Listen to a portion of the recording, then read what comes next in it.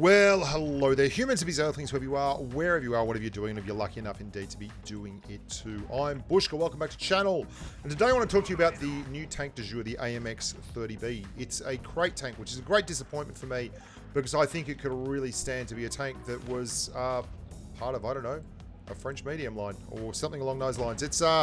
But it's not, and it's here as a crate tank, and it's been tremendously watered down since its first iteration when it was available for a lot of people to drive well back in the day, and it was basically a Leopard 1 with a nice gun mantling.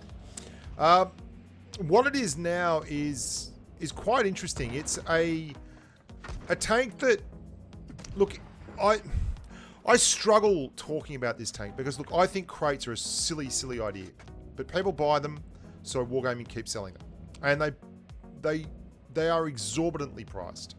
And I have two issues here. One is I find it very hard to be against crates in the first place and have any kind of normal commentary on them. But if I'm going to comment on it, I have to say that this isn't good value for money, because it's exceptionally expensive, but it's actually a well-balanced tank. It's not the OP crate tank that you would expect when you're paying this much money for a crate with a 2.5% or something thereabouts drop rate. It's a tank that's got a gun mantlet, and it's a Leopard 1 with a gun mantlet, an inferior gun, inferior DPM.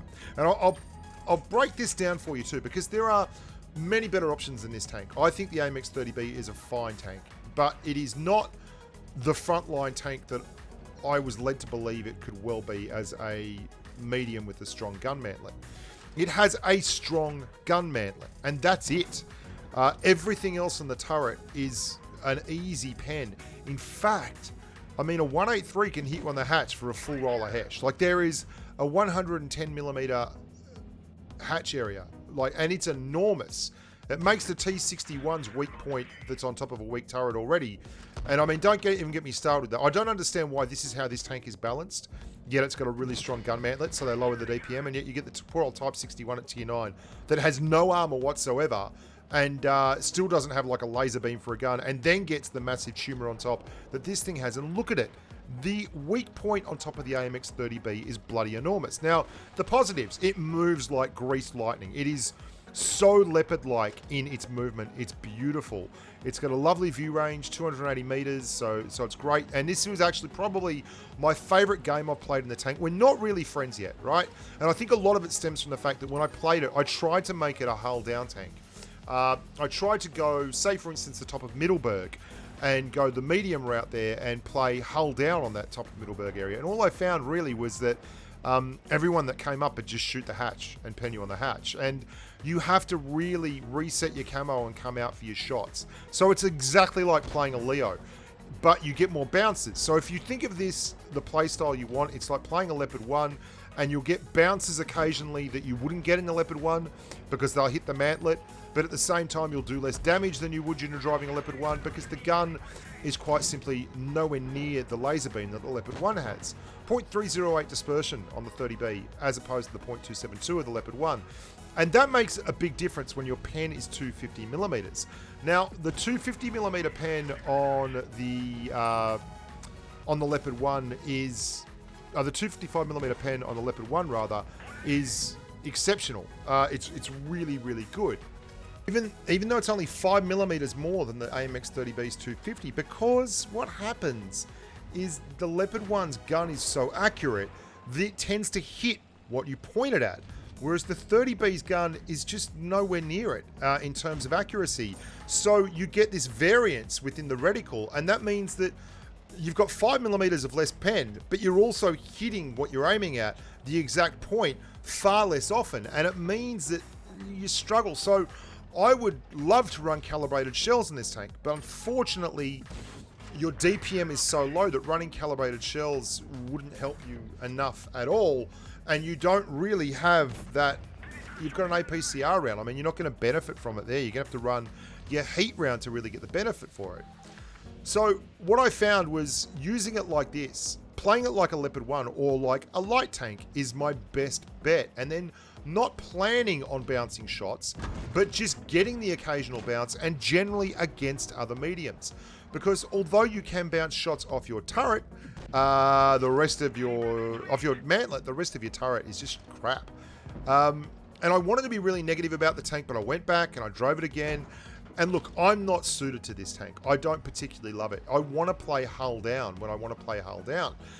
And when I want to play a Leopard 1 playstyle of really, really fast with an exceptional gun and DPM to burn, that's what I'll play. I mean, this is 10% less DPM, basically, than the Leopard 1, which is a lot of DPM, in my opinion. That's a lot to give up. But for all that, you have 10 degrees of gun depression and you have a lovely mobility profile. So it's a balanced enough tank. But it's not worth all the money that you're going to pay from crates unless you're a super collector of tanks. Because I've got to say, it does look good. Look, the tactical camo, I think it was Meads he was talking about. And the reason I loved this game was the amount of spotting and the way I really worked that ridge line. Not so much for DPM and damage output, but for keeping all those guys lit up and over 4K spotting damage and 6 enemies spotted, as well as contributing to the to the overall outcome. And E-Series is here. I'm going to let someone who actually has driven it with a big damage game chime in. I saw Skate had like a 6K game, and Mezzi, I just don't like the tank that much. I mean, I think it looks great, and I think I'll come to drive it better, but it's easily the worst performing tier 10 medium I've driven, and I don't think that says a lot about the tank. It just shows that the playstyle that I was hoping to get out of it is one that hasn't really come across, and one that I need to work harder at. Because as soon as I started playing it like a Leopard 1 and just ignored the gun mantlet, just really pretended like the gun mantlet didn't exist, then I was a lot better off. And I just had to bite the bullet, no pun intended, and not have the huge DPM output that the Leopard 1 has, and not have the laser beam. So you just do your best. For me, if you want that tank, the one that's on the other side right there, the M48 pattern, is the tank you should be driving. It's kind of like a reverse STB, this. It doesn't have anything for a front-on hit around the gun mantlet, but it's got the STB1, but this one does, but then the STB1 has great armor all around the rest of the turret, and this tank has horrible armor all around the rest of the turret. And I've got to say, I'm a little bit biased. I have long been a campaigner against tumors, because the way Wargaming seems to balance tanks is if it's got really, really good DPM and really, really good mobility or something else, they'll just shove a huge, massive weak point on the top of the tank. It's like the Chieftain T95. You've got this tank that has all these good things going for it, but if you go above a ridgeline, then you're going to get penned. And the old T110E5, the old M48 A1 pattern, they all had these massive tumors that just precluded them from actually being available as hull down tanks, even though they had gun depression. And I don't understand. I think it's a lazy way of balancing tanks. The Type 61, the STA1, why should these tanks have these massive tumors that are such negatives? And you let me know how many people you see driving around in Type 61s. It's one of the least driven tanks in its tier, and it's the least driven for a bloody reason. It's taught you to play that tank as anything else than a complete camo reset and then back up. When your hatch can get penned by high explosive, yeah, I mean, an FV215B 183 can hit this hatch for a full roller hatch. That's disgusting. I mean, that to me, that's wrong. But not for the guys at Wargaming. That's how they balance these tanks. I really don't like it. I feel like it's a cop-out. Putting a massive weak point on a turret and then giving a tank 10 degrees of gun depression and a gun mantlet. It's like, congratulations. You get to go up over a ridgeline, and yet that's completely pointless because no one's going to shoot you in the mantlet. And that's the other thing. Once everyone gets used to playing against this tank, it's going to suck, like trying to use it hull down, because everyone will realize this thing is so susceptible. If you just splash damage its turret, like just splash damage the turret, it's very rough. So I don't think it's a bad tank. I don't think it's an overpowered tank.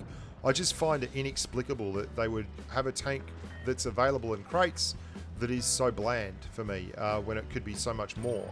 And yet I understand the irony of that, because I don't want crates in the game. So it's at tier 10, it's a premium at tier 10, or a collector's edition tank at tier 10, which just baffles me, man. I don't even know what to think of myself, you know?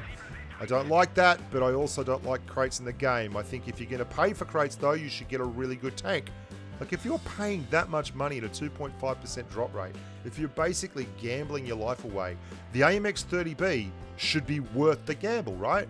But I don't think you should drop 100 quid on the chance that you're going to get this in your 20th crate, because I think that's bad. Like, if you're hoping for this as your savior, you're hoping for the wrong tank.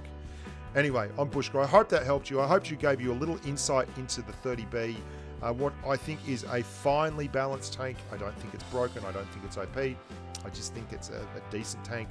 But for God's sake, don't go racing out and spending the bank balance on it. Until next time, look after yourselves and stay safe on the battlefield. Bye for now.